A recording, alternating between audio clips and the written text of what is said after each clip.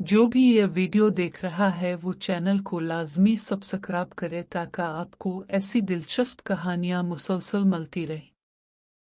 सदफ ने कहा कि वो अपने घर फोन करके इत्तला दे देती है। खाने के बाद हम सब एक जगह बैठ गए और सोहा को भी अपने साथ बिठा लिया।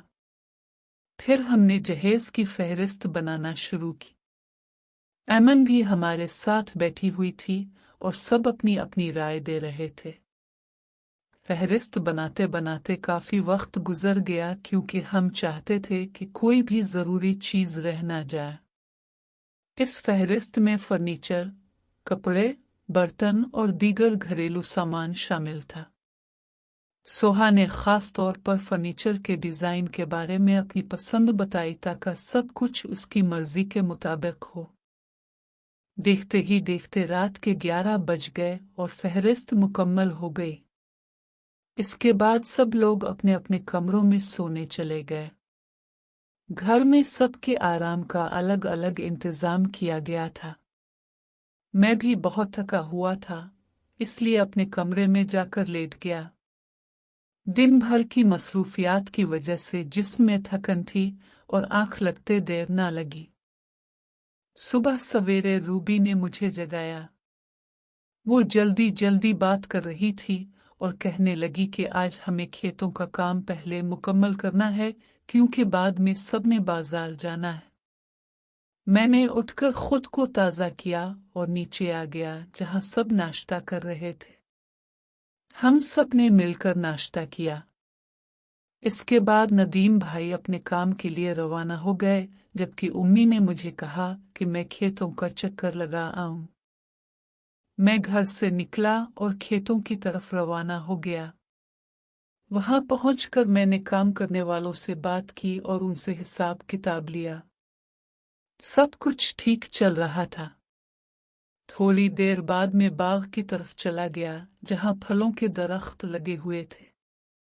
वहां का माहौल काफी पुरसुकून था। मैंने कुछ वक्त वहीं गुजारा और फिर वापस घर आने का फैसला किया। घर पहुंचा तो सब लोग बाजार जाने की तैयारी कर रहे थे। हम सब एक गाड़ी में बैठ गए। मेरे साथ आगे हम बाजी बैठी थी, जबकि पीछे सोहा, रूबी और अमन बैठी हुई थी। रास्ते में हम शादी की तैयारियों के बारे में बात करते रहे। अमन ने बताया कि इसकी उम्मी ने पहले ही काफी चीजें तैयार कर रखी हैं और अब सिर्फ कुछ जरूरी सामान लेना बाकी है। हम सबसे पहले फर्नीचर के शोरूम गए। वहां सोहा ने अपनी पसंद का फर्नीचर मुंतखब किया। काफी देर तक मुख्तलिफ डिजाइन देखने के बाद आखिरकार उसने एक सीट पसंद किया और हमने इसकी बुकिंग करवा दी। एड्रेस भी दे दिया गया ताकि सामान वक्त पर पहुंच जाए। इसके बाद हम कपड़ों की दुकानों पर गए जहां से मुख्तलिफ जूड़े खरीदे गए। हर कोई अपनी पसंद का इंतखाब कर रहा था और माहौल खुशगवार था। इसके बाद हम बर्तनों की दुकान पर गए और वहां से भी काफी सामान खरीदा। तमाम चीजें एक एक करके गाड़ी में रखी जाती रही। खरीदारी करते करते हमें एहसास ही नहीं हुआ कि वक्त कितना गुजर चुका है। जब रात होने लगी तो हमने फैसला किया कि बाकी खरीदारी अगले दिन करेंगे और अब घर वापस चलना चाहिए। वापसी पर मैंने पहले ही घर फोन कर दिया था ताकि सामान उतारने के लिए मदद मिल जाए। जब हम घर पहुंचे तो कुछ लोग पहले से मौजूद थे। हम सब ने मिलकर गाड़ी से सामान उतारा। सब लोग काफी थक चुके थे, इसलिए खाना खाने के बाद फौरन अपने कमरों में चले गए और आराम करने लगे।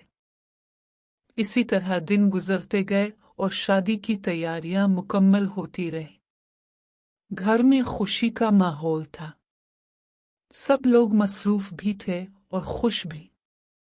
दावतनामे भी तकसीम किए जा चुके थे और मेहमानों की आमद का इंतजार किया जा रहा था। वक्त के साथ साथ घर के अफराद के दरमियान ताल्लुकात भी मजबूत होते गए। सब एक दूसरे का ख्याल रखते और मिलजुल कर काम करते। आने वाले दिनों के लिए सबके दिलों में खुशी और जोश था। हर कोई यही चाहता था कि शादी का ये मौका यादगार बन जाए।